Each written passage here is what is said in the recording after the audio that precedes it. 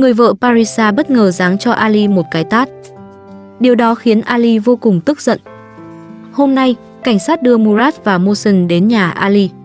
Điều đáng mừng là tên trộm từng đột nhập vào nhà Ali cuối cùng cũng đã bị bắt. Sinh tồn tự nhiên review, hãy đăng ký và theo dõi chúng tôi. Đây là động lực to lớn để chúng tôi tạo ra những video thật ý nghĩa gửi đến người xem. Chân thành cảm ơn. Hôm nay, khi nhiếp ảnh gia đến nhà Ali, không khí trong căn nhà nhỏ đã bớt nặng nề hơn những ngày trước. Hôm qua, bà Hilda vừa được đưa đến phòng khám. Sức khỏe của bà khiến mọi người lo lắng rất nhiều. Nhưng may mắn thay, sau khi đi khám và nghỉ ngơi, hôm nay bà đã khá hơn. Gương mặt bà vẫn còn chút mệt mỏi. Nhưng ít nhất, bà đã có thể bước ra ngoài sân cùng Ali. Cả hai đi về phía bể nước vừa hoàn thiện. Đó là công trình mà Ali và bà Hilda đã dành rất nhiều thời gian để sửa chữa. Từ những viên gạch đầu tiên cho đến những ngày Ali bị cảm, bà Hilda vẫn không thể ngồi yên khi thấy anh làm việc một mình. Bây giờ, bể nước đã gần như hoàn thành. Ali cùng bà Hilda cẩn thận lau dọn lại phần bên trong. Những mảng bụi xi măng được quét sạch. Những góc gạch được kiểm tra thêm lần nữa. Bởi từ hôm nay, bể đã có thể bắt đầu chứa nước. Đó không chỉ là một chiếc bể đơn giản. Nó sẽ giúp tưới cho khu vườn, giữ nước cho những ngày nắng nóng. Và có lẽ cũng sẽ trở thành một góc nhỏ để bọn trẻ vui chơi khi đến nhà. Nhìn bể nước đã dần hoàn chỉnh, Ali có lẽ cũng thấy nhẹ lòng hơn. Không phải vì căn nhà bỗng trở nên sang trọng, mà vì sau rất nhiều ngày vất vả, cuối cùng công sức của anh và bà Hilda cũng đã có kết quả. Một lúc sau, bà Hilda quay trở vào trong nhà. Parisa đang chuẩn bị bữa ăn. Dù giữa căn nhà này vẫn còn nhiều điều chưa thật sự yên ổn, bà Hilda vẫn cố gắng phụ Parisa một tay. Rửa rau, chuẩn bị đồ ăn. Còn Ali, sau khi nhìn lại phần nhà vệ sinh vẫn còn sửa dang dở, anh biết mình phải tiếp tục mua thêm vật liệu. Những kẽ hở giữa gạch và xi măng vẫn cần được xử lý kỹ. Nếu để nước thấm xuống nền, phần sửa chữa trước đó có thể lại trở nên vô ích. Ali nói với bà Hilda rằng anh sẽ ra ngoài mua vài thứ cần thiết để tiếp tục sửa nhà vệ sinh. Rồi anh vội vàng rời khỏi nhà. Có lẽ Ali luôn mang trong mình cảm giác rằng nếu không tranh thủ làm ngay, công việc sẽ tiếp tục chồng chất. Anh đến một cửa hàng vật liệu để mua keo dán gạch. Loại keo này sẽ giúp anh chám lại các khoảng hở giữa gạch và lớp xi măng. Công việc nghe có vẻ nhỏ, nhưng với một căn nhà đang sửa chữa từng phần như nhà Ali, mỗi chi tiết đều rất quan trọng. Một góc nền bị thấm nước đều có thể trở thành vấn đề lớn về sau. Trong lúc chờ chọn keo dán gạch, Ali lại nhìn quanh cửa hàng. Các món đồ nhỏ bày trên kệ. Ánh mắt anh dừng lại ở một chiếc kính râm. Ali vốn rất thích đeo kính. Dù cuộc sống còn nhiều áp lực, anh vẫn muốn chăm chút một chút cho vẻ ngoài của mình. Có lẽ đó là cách Ali tự nhắc bản thân rằng mình vẫn cần giữ tinh thần, một chút tự tin để đi qua những ngày đầy rối ren. Anh lấy chiếc kính lên xem kỹ, rồi nhờ chủ cửa hàng đưa gương. Ali soi đi soi lại vài lần. Có lẽ chiếc kính ấy không phải thứ quá quan trọng. Nhưng giữa những cuộc cãi vã, một món đồ khiến anh cảm thấy mình gọn gàng hơn cũng đủ để Ali vui lên một chút. Sau đó, Ali còn mua một bó hoa. Bó hoa này là dành cho bà Hilda. Bà vừa mới ốm, vừa phải đi khám. Và dù sức khỏe không tốt, bà vẫn luôn âm thầm lo cho Ali, chăm căn nhà, rồi lại bước ra ngoài giúp anh làm việc. Có lẽ Ali hiểu rằng bà Hilda đã hy sinh quá nhiều. Không phải bằng những lời nói lớn lao, mà bằng những việc giản dị mỗi ngày.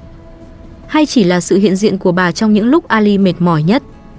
Vì vậy, bó hoa nhỏ ấy giống như lời cảm ơn mà Ali không thường nói ra. Anh muốn bà biết rằng anh vẫn trân trọng những gì bà đã làm.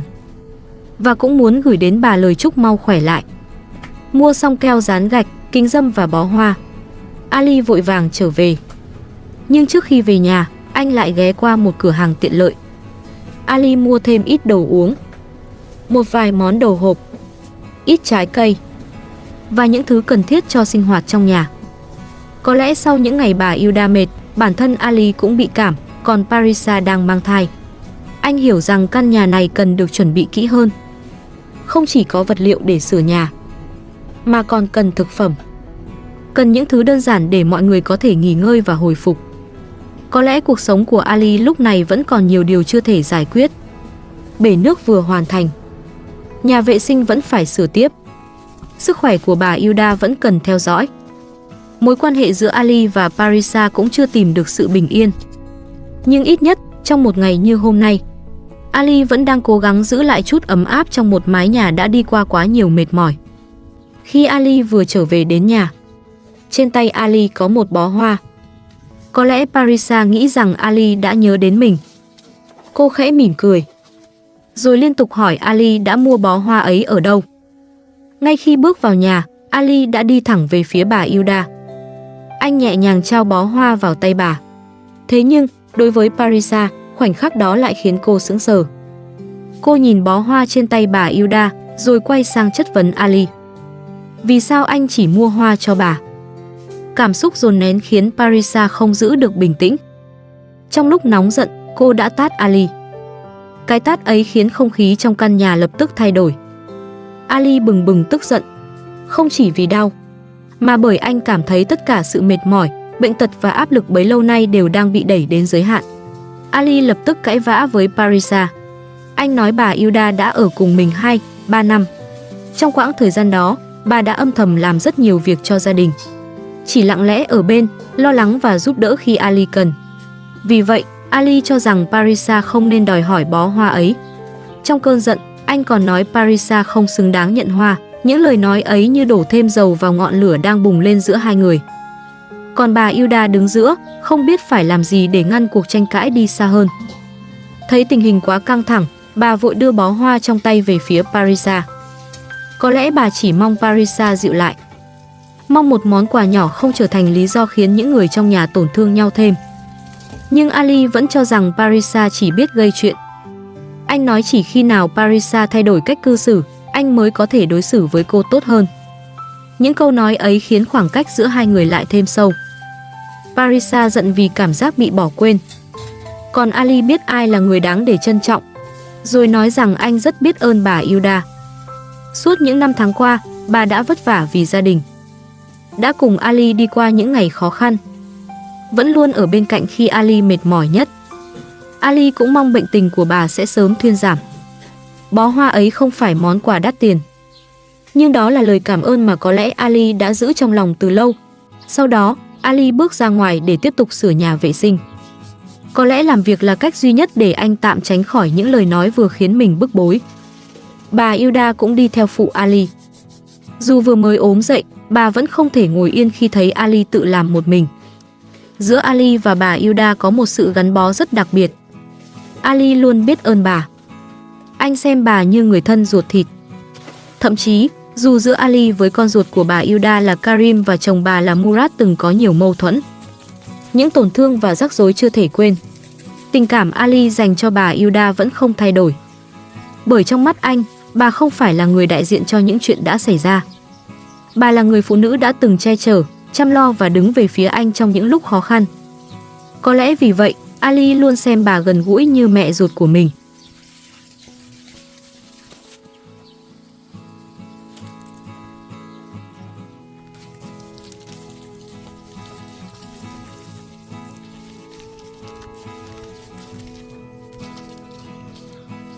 Một lúc sau, Ali nói với bà Hilda hãy đổ nước vào bể. Anh muốn kiểm tra xem bể có hoạt động tốt hay không. Anh muốn biết nước có bị rò ra ngoài không. Muốn chắc rằng phần bể mà anh và bà Hilda đã mất rất nhiều công sức sửa chữa, cuối cùng cũng có thể sử dụng được.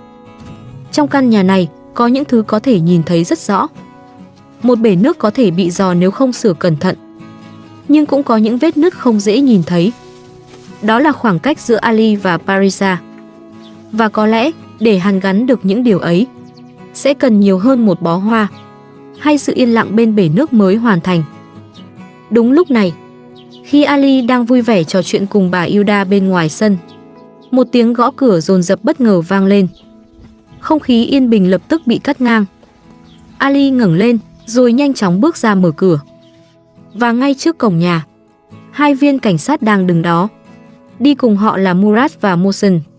Vừa nhìn thấy hai người này, sắc mặt Ali lập tức thay đổi.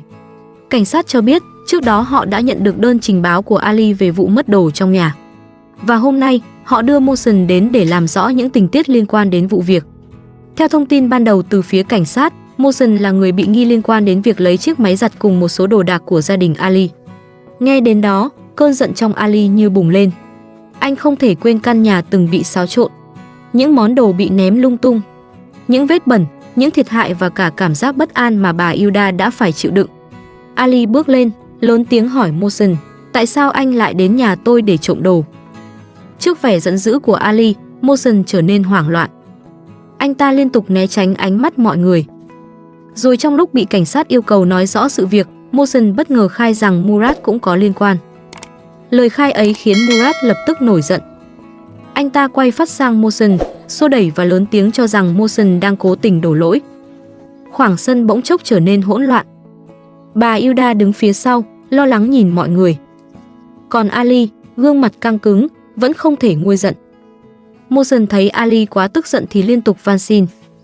Anh ta nói mình không muốn tiếp tục làm đồng phạm cho Murad nữa. Anh ta hứa sẽ nói ra sự thật, chỉ mong Ali tha thứ. Nhưng chính điều đó lại khiến Murad càng thêm phẫn nộ. Murad hùng hổ định lao đến đối đầu với Mohsen. May mắn là các viên cảnh sát đã kịp thời đứng ra ngăn lại. Một viên cảnh sát nghiêm giọng yêu cầu Mohsen, hãy nói toàn bộ sự thật. Mohsen gần như quỳ xuống trước Ali. Giọng anh ta run rẩy. Tôi sẽ nói thật. Tôi đã trèo tường vào cùng Murad. Murad lập tức gào lên. Anh đang vu khống tôi. Ali nhìn thẳng vào Murad rồi chất vấn. Vậy tại sao đồ đạc trong nhà tôi lại bị phá hỏng?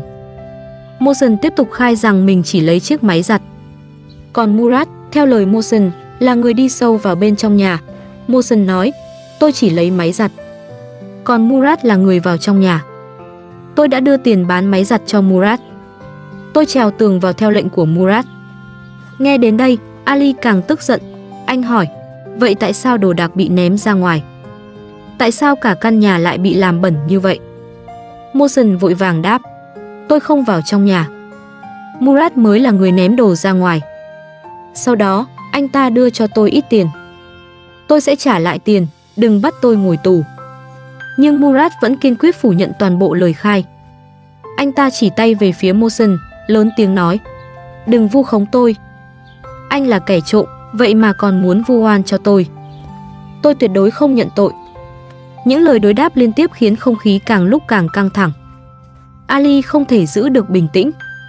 Anh bước lên như muốn lao vào Mohsen. Nhưng cảnh sát lập tức ngăn Ali lại. Một viên cảnh sát nghiêm khắc nói, ông Ali, xin hãy kiềm chế cơn giận. Ông không có quyền làm hại người khác. Ali đứng sững lại. Anh nói, được rồi, tôi xin lỗi. Thấy tất cả đều đang quá kích động, cảnh sát quyết định đưa Murad và Mohsen rời đi trước. Murad vẫn lớn tiếng phủ nhận. Còn Ali đứng lặng giữa sân, nhìn theo họ bị dẫn ra ngoài. Và sự thật cuối cùng về vụ việc này vẫn cần chờ cơ quan chức năng tiếp tục làm rõ. Sau khi cảnh sát đưa Murad và Mohsen rời đi để tiếp tục làm rõ sự việc, Parisa cho rằng mọi chuyện rắc rối hôm nay đều bắt đầu từ bà Hilda. Anh lập tức yêu cầu Parisa im lặng, rồi nghiêm giọng cảnh cáo cô, đừng can thiệp vào cuộc sống của tôi và bà Hilda. Lời nói ấy khiến Parisa càng thêm tổn thương. Bởi với cô, Ali dường như luôn bảo vệ bà Hilda trước tiên. Còn với Ali, bà Hilda là người đã gắn bó với anh qua những lúc khó khăn nhất. Người phụ nữ ấy từng chăm sóc căn nhà và đứng về phía Ali khi anh phải đối diện với quá nhiều chuyện không dễ dàng. Vì thế, Ali không muốn bất cứ ai phủ nhận những gì bà đã làm cho mình. Căn nhà của Ali dần trở lại vẻ yên tĩnh vốn có. Khoảng sân không còn tiếng tranh cãi dữ dội. Cánh cổng đã khép lại. Chỉ còn lại Ali, bà Hilda và Parisa đứng giữa bầu không khí nặng nề sau những gì vừa xảy ra. Sau đó, mọi người cùng đi vào trong nhà dùng bữa trưa. Một bữa cơm đáng lẽ phải là lúc mọi người ngồi lại với nhau, nghỉ ngơi sau một buổi sáng đầy biến động. Nhưng căn nhà của Ali dường như đã quen với việc những bữa ăn luôn đi kèm sự nặng nề. Ngày nào không xảy ra tranh cãi, thì cũng có một điều gì đó khiến bữa cơm mất đi vị ngon vốn có. Hoặc chỉ là sự im lặng kéo dài giữa những người cùng ngồi chung một mâm cơm. Ali ăn không được bao nhiêu. Có lẽ những gì xảy ra với Murad và Mohsen vẫn khiến anh bức bối. Cơn cảm trong người cũng chưa hoàn toàn khỏi. Tất cả làm tâm trạng anh càng trở nên nặng nề. Ăn trưa xong, Ali không nghỉ ngơi lâu. Anh lại bước ra ngoài để tiếp tục sửa phần nhà vệ sinh còn dang dở. đó là việc anh muốn hoàn thành càng sớm càng tốt. Bởi nhà vệ sinh cũ vẫn còn nhiều chỗ bất tiện, nên cần được xử lý kỹ hơn.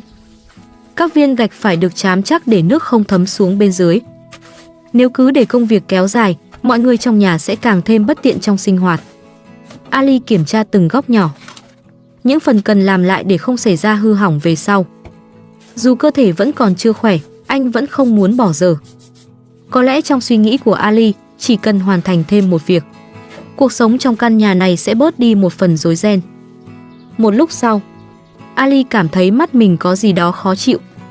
Có thể là bụi xi măng, cũng có thể là một hạt nhỏ bay vào khi anh đang làm việc ngoài sân. Anh gọi Parisa lại và nhờ cô kiểm tra giúp. Parisa nhìn kỹ một lúc rồi nói rằng mắt Ali không bị sao. Đó chỉ là một khoảnh khắc rất ngắn.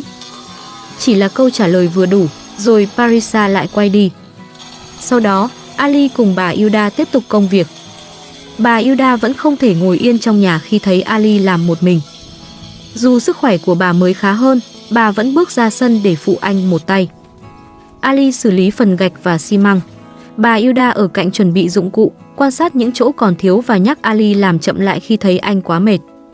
Không cần phải trao đổi quá nhiều. Cả hai dường như đã hiểu rõ người kia cần gì. Sau quãng thời gian sống cùng nhau, Ali và bà Yuda đã hình thành một sự gắn bó rất đặc biệt. Không chỉ trong những công việc thường ngày, mà cả trong cách họ quan tâm, nhắc nhở và âm thầm đỡ đần nhau khi có chuyện xảy ra. Bà Yuda hiểu Ali hay cố chịu đựng. Ali cũng biết bà luôn giấu đi sự mệt mỏi để không khiến người khác lo lắng. Chính sự đồng hành ấy đã giúp họ đi qua rất nhiều ngày khó khăn. Và có lẽ, đó cũng là điều mà Ali và Parisa vẫn chưa thể tìm thấy trong cuộc hôn nhân của mình. Parisa muốn được Ali quan tâm nhiều hơn. Ali lại mong cô có thể hiểu những trách nhiệm anh đang gánh. Nhưng thay vì nói ra sự tổn thương bằng sự bình tĩnh, cả hai thường để những lời nóng giận đẩy mình ra xa hơn.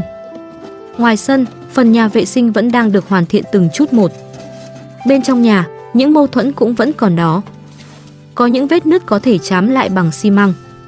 Nhưng có những khoảng cách trong lòng người lại cần nhiều kiên nhẫn, lắng nghe và yêu thương hơn rất nhiều mới có thể chữa lành.